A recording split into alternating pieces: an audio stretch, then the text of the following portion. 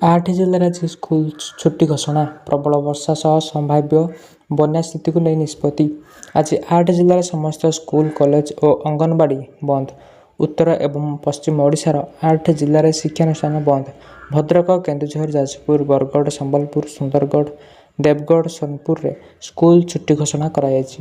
ପ୍ରବଳ ବର୍ଷା ସହ ସମ୍ଭାବ୍ୟ ବନ୍ୟା ସ୍ଥିତିକୁ ଦୃଷ୍ଟିରେ ଜିଲ୍ଲାପାଳ ନିଷ୍ପତ୍ତି ନେଇଛନ୍ତି। ତେବେ କ'ଣ ରହିଛି ଅପଡେଟ୍, ଆସନ୍ତୁ ସମ୍ପୂର୍ଣ୍ଣ ଭିଡ଼ିଓ ମଧ୍ୟରେ ଜାଣିବା। କିନ୍ତୁ ତା ପୂର୍ବରୁ ଭିଡ଼ିଓ ଥରେ ଲାଇକ୍ କରନ୍ତୁ, ଚ୍ୟାନେଲ ନୂଆ ଥିଲେ ଏବେ ଚ୍ୟାନେଲକୁ ସବସ୍କ୍ରାଇବ୍ ରଖନ୍ତୁ।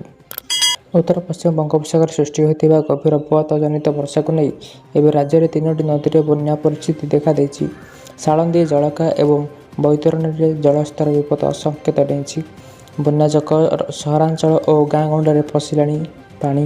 ଏପରିକି ଭଦ୍ରକ ସମେତ କେତେକ ଜିଲ୍ଲାରେ ଲୋକେ ଜଳଘେରରେ ରହିଛନ୍ତି।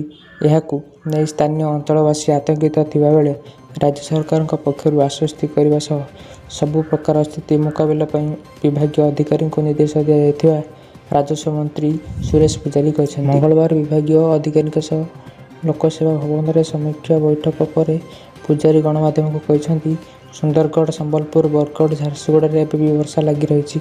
ଉପରମୁଣ୍ଡରୁ ବର୍ଷା ହେଉଥିଲେ ହେଁ ରାଜ୍ୟରେ ସୃଷ୍ଟି ହୋଇଥିବା ସମ୍ଭାବ୍ୟ ବନ୍ୟାକୁ ନେଇ ସରକାରଙ୍କ ପକ୍ଷରୁ ତତ୍ପରତା ପ୍ରକାଶ ପାଇଛି। ଉତ୍ତର ଓ ଦକ୍ଷିଣ ଓଡ଼ିଶାରେ ପ୍ରବଳ ବର୍ଷା ହୋଇଛି। ସାରା ଓଡ଼ିଶାରେ ହାରାହାରି 47.2 କିଲୋମିଟର ବର୍ଷା ହୋଇଛି। ନୀଳଗିରିରେ ସବୁଠାରୁ ଅଧିକ 239 ମିଲିମିଟର ବର୍ଷା ହୋଇଛି। 8ଟି ବ୍ଲକରେ 200 ମିଲିମିଟର ବର୍ଷା ହୋଇଛି। ଗତ 8 ଦିନ ଭିତରେ ସ୍ୱାଭାବିକଠୁ 84% ଅଧିକ ବର୍ଷା ହୋଇଛି। ଉପରମୁଣ୍ଡରେ ବର୍ଷା ହେଉଛି, ତଳମୁଣ୍ଡରେ ବର୍ଷା କମ୍ ଥିବାରୁ ସେତିକି କିଛି ସମସ୍ୟା ନାହିଁ। 24 ଘଣ୍ଟା ଭିତରେ 7 ଲକ୍ଷ କ୍ୟୁସେକ୍ ଜଳ ମଣ୍ଡଳରେ ପହଞ୍ଚିବ। ଏବେ କିଛି ସମସ୍ୟା ନାହିଁ। ବର୍ତ୍ତମାନରେ ବୈତରଣୀ, ସାଳନ୍ଦୀ ଓ ଜଳକାରେ ଜଳସ୍ତର ବିପଦ ସଂକେତକୁ ଟପିଛି। ବନ୍ୟା ଜଳ ସହରାଞ୍ଚଳରେ ପଶିଛି।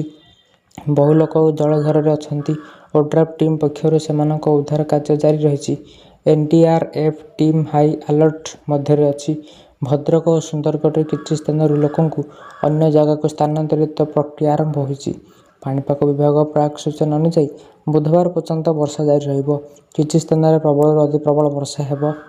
ଜିଲ୍ଲା ପ୍ରଶାସନ ସହ ରାଜସ୍ୱ ଓ ବିପର୍ଯ୍ୟୟ ପରିଚାଳନା ବିଭାଗ ନିୟମିତ ଯୋଗାଯୋଗରେ ଅଛନ୍ତି। ଭଦ୍ରକର 35 ପରିବାର ଏବେ ଜଳଘେରରେ ଅଛନ୍ତି। ବୋଟ୍ ଯୋଗେ ସେମାନଙ୍କୁ ଉଦ୍ଧାର ପାଇଁ ଉଦ୍ୟମ କରାଯାଉଛି।